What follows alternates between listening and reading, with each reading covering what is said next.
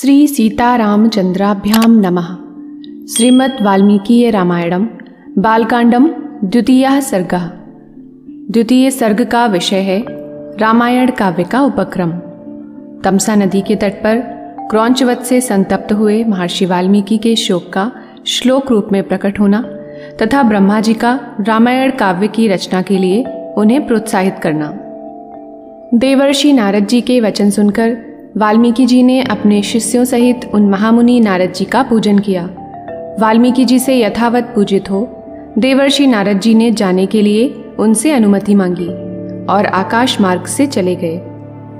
नारद जी के देवलोक पधारने के 2 ही घड़ी बाद वाल्मीकि जी तमसा नदी के तट पर गए, जो गंगा जी से अधिक दूर नहीं था।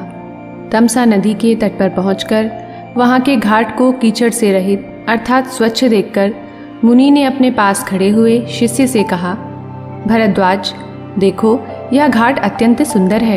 यहाँ का जल वैसा ही स्वच्छ है जैसा सत्पुरुष का मन। वत्स, कलश यहीं रख दो और मुझे मेरा वल्कल वस्त्र दे दो। मैं तमसा नदी के इसी उत्तम तीर्थ में स्नान करूँगा।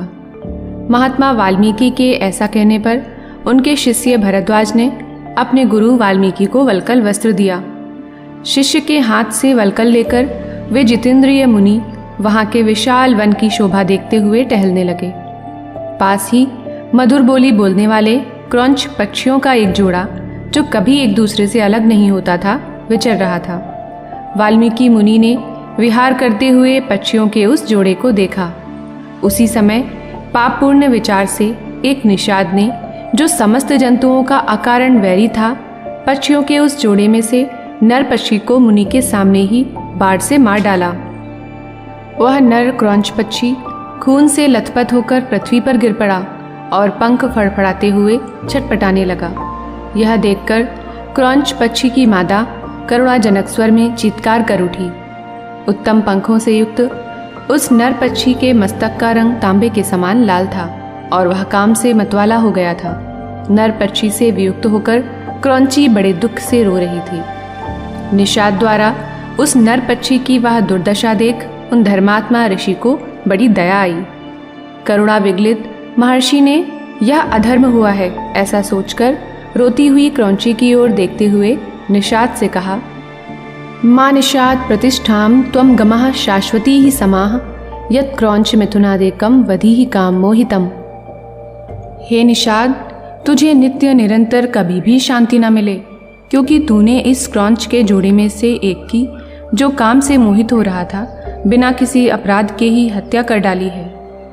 ऐसा कहकर जब उन्होंने इस पर विचार किया, तब उनके मन में यह चिंता हुई कि इस पक्षी के शोक से पीड़ित होकर मैंने यह क्या कह डाला।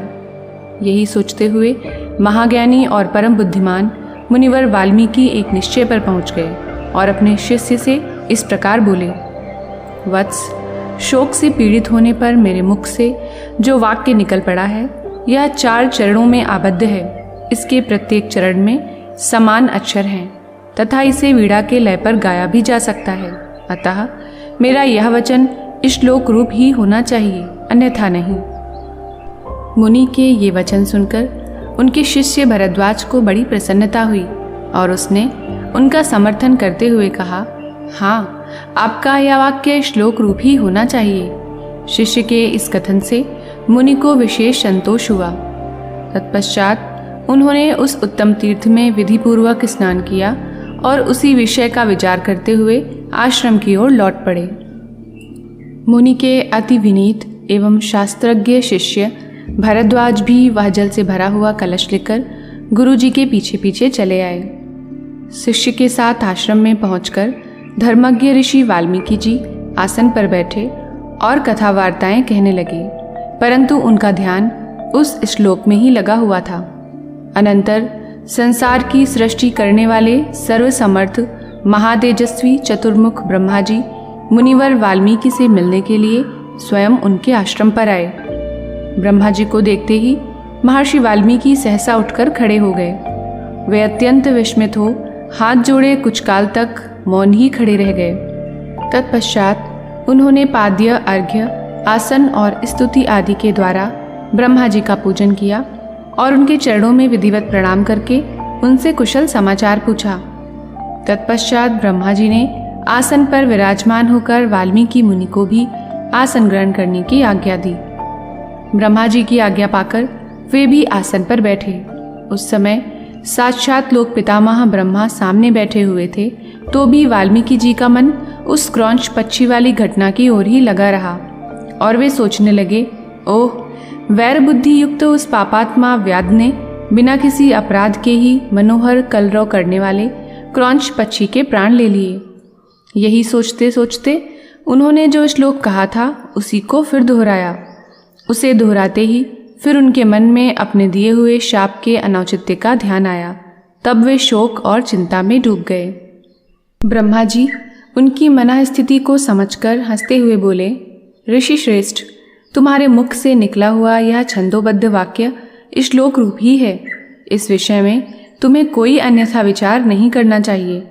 मेरे संकल्प अथवा प्रेरणा से ही तुम्हारे मुख से यह श्लोक निकला है।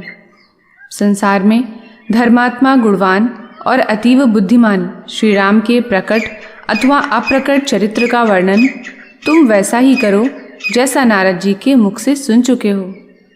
श्री राम के गुप्त या प्रकट जो भी वृत्तांत हैं तथा लक्ष्मण, सीता और राक्षसों के भी जो संपूर्ण गुप्त या प्रकट वृत्तांत हैं, वे सब प्रत्यक्ष तुम्हें ज्ञात हो जाएंगे।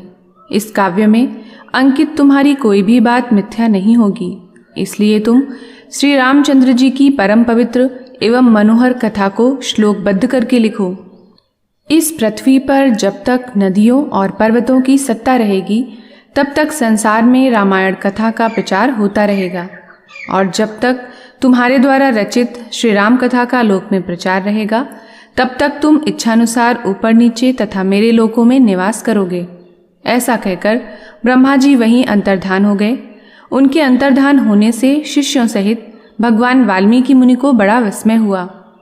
तदंतर महर्षि वाल्मीकि के सभी शिष्य अत्यंत प्रसन्न होकर बार बार उस श्लोक का गान करने लगे तथा परम विस्मित हो परस्पर इस प्रकार कहने लगे, हमारे गुरुदेव महर्षि ने क्रौंच पक्षी के दुख से दुखी होकर जिस समान अक्षरों वाले 4 चरणों से युक्त वाक्य का गान किया था, वह था तो उनके हृदय का शोक, किंतु उनकी वाणी द्वारा उच्चारित होकर श्लोक रूप हो गया।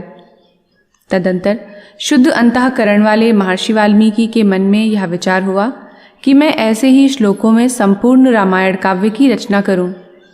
यह सोचकर उन यशस्वी महर्षि ने भगवान श्री रामचंद्र के चरित्र को लेकर हजारों श्लोकों से युक्त महाकाव्य की रचना की, जो उनके यश को बढ़ाने वाला है। इसमें श्री राम के उदार चरित्रों का प्रतिपादन करने वाले मनोहर पदों का प्रयोग किया गया है। संधियों, समासों तथा अन्य व्याकरण के अंगों से संपन्न इस रचना में समता है, पदों में माधुर्य है और अर्थ में प्रसाद गुण की अधिकता है। श्री रामचरित्र एवं रावण वध रूपी काव्य को महर्षि वाल्मीकि जी ने लोकोपरार्थ रचा। इति द्वितीयः सर्गः। इस प्रकार श्री वाल्मीकि निर्मित आर्ष रामायण आदि काव्य के बालकांड का द्वितीय सर्ग संपूर्ण हुआ। अगले वीडियो में बालकांड का तृतीय सर्ग। जय सिया राम।